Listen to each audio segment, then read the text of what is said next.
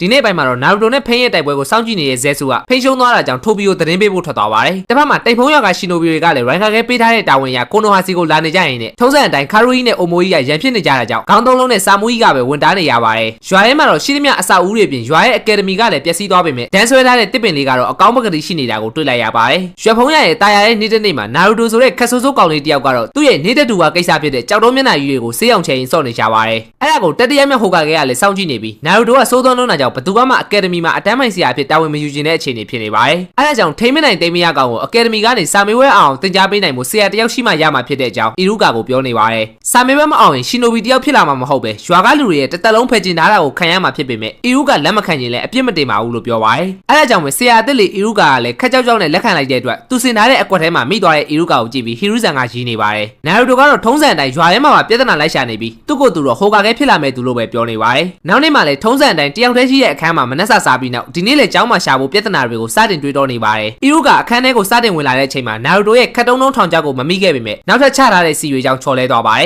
။ဒါပေမဲ့တခြားဆရာတွေကတော့အလိုက်တင်လေးပဲဆက်ဆံမှုမှားထားတာကြောင့်ဒီနေ့မှပထမဆုံးစုံမှုတဲ့နာရူတိုကိုအပြစ်မပေးတော့ပဲစာစတင်မှုဆုံးဖြတ်လိုက်ပါတယ်။ပြီးရဲ့နောက်သူ့ရဲ့ပထမဆုံးအတန်းမိုင်နေ့ရက်လေးကိုသူ့ရဲ့နာမည်ကအိုမီနိုအီရူကာနဲ့အကြိုက်ဆုံးကတော့အီချီရာဂူရာမမာလို့ပြောရင်းနဲ့စတင်လိုက်ပါတယ်။နာရူတိုကစာတင်တဲ့အချိန်မှာအိပ်ပျော်နေပေမဲ့လည်းလိတူရှူထားလိုက်ပြီးအတန်းပြီးသွားပြီလို့ပြောတာကိုလည်းနာရူတိုရဲ့ဂျင်းတွေမှာအီရူကာကသိနေပါတယ်။ဒါပေမဲ့သူဘလောက်ပဲပြဿနာရှာကြအရေးတယူလုံးမနေပဲစာကိုပဲဆက်တင်ခဲ့ပြီးနောက်ကိုဝါချီဆူစစ်ဆေးခြင်းမှာလည်းပါရမီရှင်လေးဆာစကေကအားလုံးအထင်ကြီးကြတဲ့အတိုင်းအေးအေးဆေးဆေးပဲလုပ်ပြသွားပါတယ်။နာရူတိုကလည်းအစ်စ်နဲ့အတူခွဲပြမယ်ဆိုပြီးလုပ်ပေမဲ့ဆာစကေအစ်စ်ကတခြားနေရာကိုရောက်နေရကြောင်းမနာလိုဖြစ်သွားပြီးသူလည်းကိုဝါထုတ်ပြတဲ့အခါမှာတော့ယောဂတဲ့အတူလေးပဲပေါ်လာတဲ့ကြောင့်အားလုံးကဝိုင်းရီကြပါတယ်။ပြီးရဲ့နောက်နာရူတိုကိုအတုံးမကျတဲ့ကောင်တာဝိုင်းပြောကြတာကြောင့်ရန်ဖြစ်မဲ့အလုံးမှာအီရူကာကဝင်တားလိုက်ပြီးသူများတွေကိုအနှောက်အယှက်မပေးနဲ့လို့ပါပြောသွားတဲ့အတွက်နာရူတိုကစိတ်မကောင်းဖြစ်သွားပါတယ်။အဲဒါကြောင့်ပဲမခံချင်စိတ်နဲ့ကြိုးစားပေမဲ့အစင်မပြေဖြစ်နေပြီးအဝေးကနေဟီနာတာလီကတော့စောင့်ကြည့်နေခဲ့ပါတယ်။နောက်နေ့ရှူရီခန်ဂျူဆူအတန်းမှာလည်းဆာစကေကကောင်းကောင်းလုပ်ပြနိုင်ခဲ့ပြီးနာရူတိုကတော့ထုံးစံတိုင်းတစ်ခုမှမထိပဲအလွဲလွဲအချော်ချော်တွေပဲဖြစ်နေခဲ့ပါတယ်။နာရူတိုကတခြားသူတွေနဲ့တငယ်ချင်းဖြစ်ရှင်တဲ့အတွက်အတူကစားဖို့ပြောပေမဲ့ဘယ်သူကမှသူ့ကိုလက်မခံပဲသူတို့နောက်မလိုက်ခဲနဲ့လို့ပြောကြပါတယ်။ဈေးထဲသွားရင်းနဲ့မျက်နှာဖုံးဆိုင်ရှိမှဝင်ကြည့်မိတာကြောင့်လည်းဆိုင်ရှင်ရဲ့ကြမ်းကြမ်းနဲ့မောင်းထုတ်ခြင်းကိုခံခဲ့ရပြန်ပါတယ်။သူဘာမှမလုပ်ပေမဲ့လည်းလူတွေအားလုံးကသူ့ကိုဂျိုဆိုးကောင်လို့မြင်နေကြပြီးအဲ့ဒါကိုရှီကာမာရုနဲ့ချိုကြီးကလည်းမြင်လိုက်ကြပါတယ်။သူကြီးမိတဲ့မျက်နှာဖုံးကိုပါပြစ်ပေါက်ပေးလိုက်ပြီးနောက်မှာတော့ဘယ်တော့မှထပ်မလာနဲ့လို့ပါပြောရင်မောင်းထုတ်ခဲ့တဲ့အပြင်လူတွေအားလုံးကလည်းမကောင်းဆိုးဝါးတဲ့ကောင်လို့ကြည့်နေကြတာကြောင့်ဝမ်းနဲ့စိတ်တွေနဲ့ပြေးထွက်လာခဲ့ပါတယ်။ညဘက်ရောက်တဲ့အချိန်သူ့ကိုမပါခိုင်းတဲ့ကလေးတွေရဲ့တင်ညာရင်တွင်တတ်တိဆန်းတတ်တဲ့ပွဲကိုလည်းမျက်နှာဖုံးဝစ်ပြီးခြောက်လန့်ခဲ့ပါတယ်။အဲ့ဒါကြောင့်အီရူကာကလည်းရန်သူအထင်နဲ့တိုက်ခိုက်ဖို့လုပ်ပေမဲ့ပြဿနာကောင်နာရူတိုပဲဖြစ်နေရကြောင်းအနီအောင်ညတညကိုတတိယမိသွားပါတယ်။သူ့ရဲ့မိဘတွေကရှီနိုဘီတွေဖြစ်ကြတဲ့အတွက်ရွာကိုကျူးကျော်လာတဲ့ကိုမီကိုတိုက်ခိုက်ဖို့သွားခဲ့ပြီးနောက်မှာပြန်မလာနိုင်ရတော့ပဲတိတ်ဆုံးခဲ့ကြတာဖြစ်ပါတယ်။အဲ့ဒါကြောင့်နာရူတိုကိုကြည်ရင်းနဲ့ဒေါသထွက်မိလာပြီးစိတ်ကိုထိန်လိုက်ပေမဲ့သူ့ရဲ့အတန်းမိုင်ဖြစ်တဲ့အီရူကာကလည်းတခြားသူတွေလိုမျက်လုံးနဲ့သူ့ကိုကြည့်နေရကြောင်းနာရူတိုကသူဘာများလုပ်မိလို့အဲ့လိုဆက်ဆက်နေကြရလဲလို့မေးပါတယ်။အဲ့ဒါကြောင့်ပဲသူအကယ်ဒမီကိုဘယ်တော့မှပြန်မလာတော့ဘူးလို့ပြောပြီးနာရူတိုကထွက်ပြေးသွားခဲ့ပါတယ်။နောက်နေ့မှာတော့နာရူတိုကအတန်းကိုတကယ်ရောက်မလာတာကြောင့်ဟိုကာကဲကိုသွားပြောဖို့လုပ်ပေမဲ့အရေးကြီးကိစ္စတစ်ခုလုပ်နေတဲ့အတွက်စိတ်ပြက်လက်ပြက်နဲ့ထွက်လာခဲ့ပါတယ်။အဲ့နေရာမှာတော့သူ့ရဲ့စီနီယာခါကာရှိရရှိနေပြီးသူကနာရူတိုရဲ့အတန်းမိုင်ဆရာဖြစ်နေပေမဲ့အခုချိန်မှာတော့ဆက်ပြီးမလုပ်ချင်တော့တဲ့အတွက်နာရူတိုကိုသူ့ရဲ့အတန်းမှာမထားဖို့ဟိုကာကဲစီသွားပြောချင်နေတာဖြစ်ကြောင်းအီရူကာကပြောပြပါတယ်။သူ့မှာနာရူတိုလိုတပည့်မျိုးကိုတင်ပေးနိုင်မဲ့အရေးချင်းမရှိဘူးလို့ပြောနေရကြောင်းတချင်ကအီရူကာကိုယ်တိုင်တတိယမြောက်ဟိုကာကဲပြောပြခဲ့တဲ့မီလီရဲ့စိတ်သက်ကိုမျိုးဆက်တွေကိုလက်ဆင့်ကမ်းနိုင်ခြင်းတဲ့အတွက်အကယ်ဒမီမှာဆရာတယောက်ဖြစ်လုပ်ဖို့ခွင့်တောင်းခဲ့တာကိုပြန်ပြောပြလိုက်ပါတယ်။အီရူကာကတော့နာရူတိုရဲ့ကိုရီးယားကိုမီကသူ့ရဲ့မိဘတွေကိုတတ်ခဲ့တာဖြစ်ပြီးအဲ့ဒါနဲ့ပတ်သက်လို့လည်းနာရူတိုမှာအပြစ်မရှိဘူးဆိုတာကိုသူသိပေမဲ့နာရူတိုကိုကြည့်မိတဲ့အချိန်တိုင်းမှာအဲတွေးတွေကိုတားဆီးလို့မရတာကြောင့်သူ့ကိုတင်ပြပေးလို့မရဘူးလို့ပြောပါတယ်။ကိုယ်တိုင်ကပွင့်လင်းတဲ့စိတ်မရှိရင်တခြားသူရဲ့စိတ်ကိုဖွင့်လို့ရမှာမဟုတ်ပဲနာရူတိုရဲ့စိတ်ကိုနားလည်နိုင်မှုကလည်းအီရူကာပေါ်တတိယမြောက်ဟိုကာကဲရဲ့စံတတ်မှုဖြစ်တာကြောင့်ထပ်ပြီးစူးစမ်းကြည့်ဖို့ခါခါရှိရပြောခဲ့ပါတယ်။အဲ့လိုနဲ့ပဲသူပြန်လာခဲ့တဲ့လမ်းမှာကစားခွင့်ရနေလာကြိုကြတဲ့မိဘတွေကိုကြည့်ပြီးအားကျနေတဲ့နာရူတိုကိုအီရူကာကမြင်လိုက်ရပါတယ်။ညဘက်ရောက်တဲ့အချိန်မှာလည်းနာရူတိုရဲ့အကြောင်းတွေကိုစဉ်းစားရင်းနဲ့သူကိုယ်တိုင်တွေးရဖြစ်နေခဲ့ပြီးနောက်နေ့မှာတော့နာရူတိုရဲ့အိမ်ကိုရောက်လာခဲ့ပါတယ်။ဒါပေမဲ့နာရူတိုကတော့အတွေးမခံပဲထွက်ပြေးသွားခဲ့ပြီးနောက်အခန်းထဲကိုအီရူကာရောက်လာတဲ့အချိန်မှာနာရူတိုနေတိုင်းစားနေရတဲ့ခေါက်ဆွဲကြောက်ဘူးကိုပဲတွေးလိုက်ရပါတယ်။ရှီကာမာရုကလည်းနာရူတိုကိုဘာကြောင့်လူတွေရဲ့ရှောင်ကြတာလဲလို့သူ့အဖေကိုမေးနေပေမဲ့ရှီကာဂူကတော့နာရူတိုကိုဘလို့မြင်လဲလို့ပဲပြန်မေးပါတယ်။သူနဲ့တော့မခင်ဘူးဆိုပေမဲ့နာရူတိုကပျော်ဖို့ကောင်းတဲ့ပုံစံဖြစ်တာကြောင့်သူများတွေလိုတော့ရှောင်ဖယ်နေမှာမဟုတ်ဘူးလို့ပြန်ပြောတဲ့အခါမှာရှီကာဂူကလည်းအဲ့ဒါဆိုရင်ရှီကာမာရုစိတ်ထဲရှိတဲ့အတိုင်းပဲလုပ်ဖို့ပြန်ပြောပါတယ်။နာရူတိုရှောက်သွားနေတဲ့အချိန်မှာဟီဘာဂျီလို့ခေါ်တဲ့ကောင်လေးရဲ့အုပ်စုကသူတို့ရဲ့အဖွဲ့ထဲကိုဝင်ရင်မနေ့ကရွာရဲ့အနောက်တောင်ဘက်တိုက်ပွဲဖြစ်ခဲ့ကြတဲ့နေရာမှာအလောင်းတွေရှိနေတဲ့အကြောင်းနဲ့အဲ့အလောင်းတွေကပစ္စည်းတစ်ခုယူလာနိုင်ရင်သူတို့အဖွဲ့ထဲဝင်ခွင့်ပေးမယ်လို့ပြောပါတယ်။အဲ့ဒါတွေကိုအဝေးရကြည့်နေတဲ့ရှီကာမာရုနဲ့ချိုဂျီကတွေ့သွားပြီးနာရူတိုကလည်းရွာရဲ့အနောက်တောင်ဘက်ရန်သူတွေရှိနေနိုင်တဲ့နေရာကိုထွက်လာခဲ့ပါတယ်။ဟီဘာဂျီတို့ကသူတို့ကိုမျက်နှာဖုံးနဲ့ခြောက်လန့်တဲ့ကိစ္စအတွက်မကြေမနက်ဖြစ်နေကြတာကြောင့်တမင်ကြောက်ထုံးခဲ့တာဖြစ်ပြီးအီရူကာကနာရူတိုကိုတွေးမိသေးလားလို့မေးတဲ့အချိန်မှာတော့ရှီကာမာရုကအားလုံးကိုပြောပြလိုက်ပါတယ်။အဲ့ဒါကြောင့်ပဲသူတပည့်ကိုစိတ်ပူပြီးလိုက်လာခဲ့ပေမဲ့တစ်ဖက်ကနာရူတိုကတော့သူတငယ်ချင်းတွေရတော့မယ်လို့တွေးရင်တိုက်ပွဲဖြစ်ခဲ့တဲ့နေရာစီသွားနေခဲ့ပါတယ်။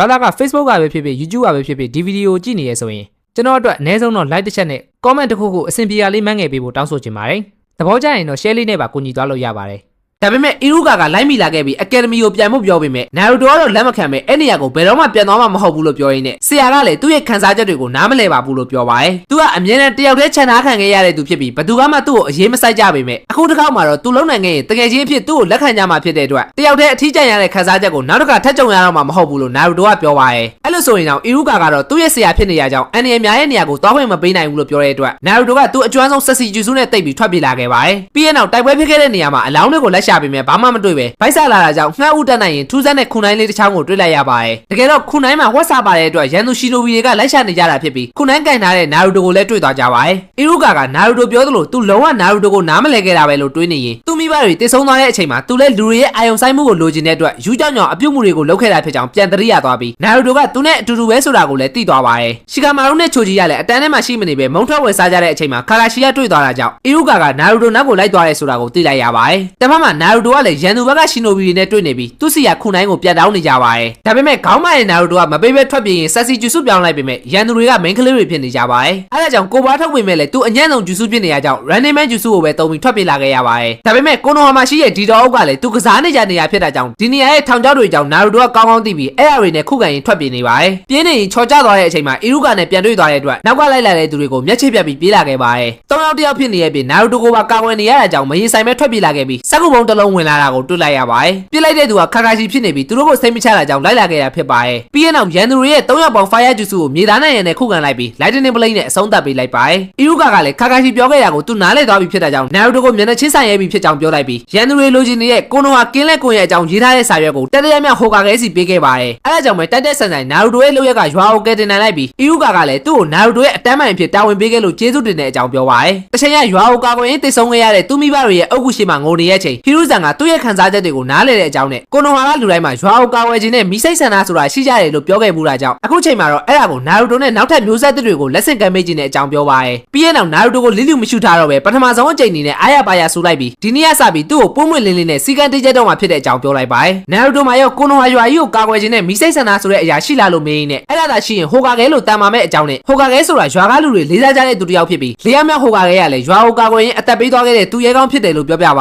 တယ်။အဲ့ဒါကြောင့်ပဲနာရူတိုကသရုပ်ထားမြောက်ဟိုကာကဲတဲ့ပိုတန်မာတဲ့ဟိုကာကဲဖြစ်လာစေရမယ်လို့ဆုံးဖြတ်လိုက်ပြီးဖြစ်ကြောင်းပြောတဲ့အတွက်နာရူတိုရဲ့အရက်ဒီလောက်ရှိတဲ့အချိန်ကျရင်ဟိုကာကဲလုပ်လို့ရပြီဖြစ်ကြောင်းအီရူကာကပြောခဲ့ပါတယ်။အခုအချိန်မှာတော့နာရူတိုရဲ့အရက်ကသူပြောခဲ့တဲ့အထိရှည်လာခဲ့ပြီဖြစ်ပြီးမင်းကဟိုကာကဲတကယ်ဖြစ်လာနိုင်တယ်လို့အီရူကာကရေရွတ်လိုက်ပါတယ်။တစ်ဖက်မှာဆာစကဲတို့ရဲ့တင်းတက်ကမှလည်းဆွေကဲဆိုကသူ့ရဲ့လက်မယွန်ဓာကြီးကိုပြန်သွားရှာလာခဲ့ပြီးနောက်ဆာစကဲကကိုနိုဟာယာကိုသွားကြမယ်လို့ပြောပါတယ်။ဆဲဆူကလည်းဖိမ့်တိတ်သွားပြီဆိုတဲ့အကြောင်းနဲ့ခွန်နန်ကလည်းအဖွဲတဲကိုပြန်လာတော့မှမဟုတ်တာကြောင့်၃ယောက်ပဲကျန်တော့တဲ့အာခါဆုကီအဖွဲကဘာဆက်လုပ်ရမလဲဆိုတာကိုမာတာရာကိုမင်းနေပါတယ်။အဲဒါကြောင့်ပဲခီဆာမဲကိုရှင်မီဖမ်းမှုတာဝန်ပေးခဲ့လိုက်ပြီးကိုနိုဟာယာမှာစကားပြောနေကြတဲ့ယာမာတိုနဲ့ရှီကာဂူနာကိုအမ်မူတယောက်ကရောက်လာပြီးနောက်မှာအရေးပေါ်အစည်းအဝေးတစ်ခုကိုမီးနိုင်ငံအေဂရစ်ကကျင်းပမှာဖြစ်တဲ့အတွက်ဟိုကလည်းအမ်မူခေါင်းဆောင်အနေနဲ့ရှီကာဂူကိုတက်ရောက်ဖို့အကြောင်းလာပြောတာဖြစ်ပါတယ်။ကိုနိုဟာယာနဲ့ပတ်သက်တဲ့အစည်းအဝေးမှာတော့ရွာသားတွေကိုကာကွယ်ဖို့အတွက်ဆွမ်းအားလွန်ကျွံသုံးခဲ့ပြီးကိုမာဝင်နေတဲ့ဆူနာတဲ့အစားဟိုကလည်းအစ်စ်တင်မြောက်ဖို့ဒန်ဆိုကပြောပါတယ်။လက်ရှိရွာကပြန်လဲထူထောင်ရေးကာလာဖြစ်တဲ့အတွက်ခေါင်းဆောင်ရှိမှရမှာဖြစ်ပြီးမီးနိုင်ငံရဲ့တိုင်မျိုးကဂျီရာကြီးယာကိုဟိုကလည်းဖြစ်စေခြင်းခဲ့ပေမဲ့သူလည်းမရှိတော့တာကြောင့်ဘသူရှိသေးလဲလို့မေးပါတယ်။ဒန်ဆိုကတခုခုကိုပြောဖို့ပြင်လိုက်တဲ့အချိန်မှာရှီကာဂူကဟာတာကေကာကာချီကိုအကြံပေးပါတယ်လို့ပြောလိုက်ပြီးအဆွဲပြူရဲ့သားဖြစ်တဲ့အတွက်အားလုံးကလည်းတင့်တော်ပေမဲ့ငယ်သေးတယ်လို့လည်းတွေးနေကြပါတယ်။ဒါပေမဲ့၄ယောက်မြောက်ဟိုကလည်းတော့ဒီချက်ပုံခဲ့ပြီးကာကာချီရဲ့ဆရာကလည်းမီနာတိုပဲဖြစ်တဲ့ပြင်သူတို့ရဲ့အစစ်စစ်ဆရာတွေကလည်းတကယ်လူတွေပဲဖြစ်တဲ့ကြောင့်သဘောကျတယ်လို့ပြောပါတယ်။ဒါပေမဲ့ဒန်ဆိုကတော့ဟီရူဇန်ရဲ့တင်ညာမှုကြောင့်ရွာကပျက်စီးခဲ့တာဖြစ်ပြီးရွာကိုဖျက်ဆီးခဲ့တဲ့အာခါဆုကီရဲ့ခေါင်းဆောင်ကလည်းဂျီဝိုင်းကမစင်မချင်းတင်ပေးခဲ့တဲ့တပည့်ဖြစ်တာကြောင့်အခုလိုတွေဖြစ်လာရတာလို့ပြောပါတယ်။အဲ့လိုခေဆက်ဆက်တင်ညာမှုအသုံးမကျခဲ့တာကြောင့်ပဲဟီရူဇန်ရဲ့တပည့်အိုရိုရှိမာရူကရွာကိုတိုက်ခိုက်ဖို့အခွင့်အရေးရခဲ့တာဖြစ်ကြောင်းနဲ့ခါကာချီရဲ့တပည့်ဦးချီယာဆာစကဲကလည်းရွာရဲ့တစ်စပေါက်ဖြစ်ခဲ့တာလို့ဒန်ဆိုကအကွက်ကြကြထပ်ပြီးပြောပါတယ်။အဲ့ဒါကြောင့်အခုချိန်မှာရှီနိုဘီစီမင်းတွေကိုတိတိကျကျလိုက်နာပြီးဒီလောကကြီးကိုပြောင်းလဲပေးနိုင်မဲ့ခေါင်းဆောင်လိုအပ်နေတာဖြစ်တဲ့အတွက်အဲ့လိုလူကလည်းသူ့ပဲရှိရလို့အာနာယူပြီးပြောလိုက်ပါတယ်။ရှီကာဂူကတော့အရာရာကိုတကူကောင်းဆက်ဆံဖြည့်ရှင်းတဲ့သူမျိုးကမသိတော့ဘူးလို့ပြောပေမဲ့အုံနောက်မရှိတဲ့အကြံမေးတွေနဲ့မီးနိုင်ငံအေဂရစ်ဖြစ်တဲ့တိုင်းမျိုးကတော့ဒန်ဆိုကိုကိုနိုဟာယာရဲ့6မြောက်ဟိုကာကဲဖြစ်တင်မြောက်တယ်လို့ပြောလိုက်ပါတယ်။ဒါကတော့အပိုင်း81ဖြစ်ပြီးအပိုင်း82ကိုနောက်နေ့မှတင်ပေးသွားမှာမို့လို့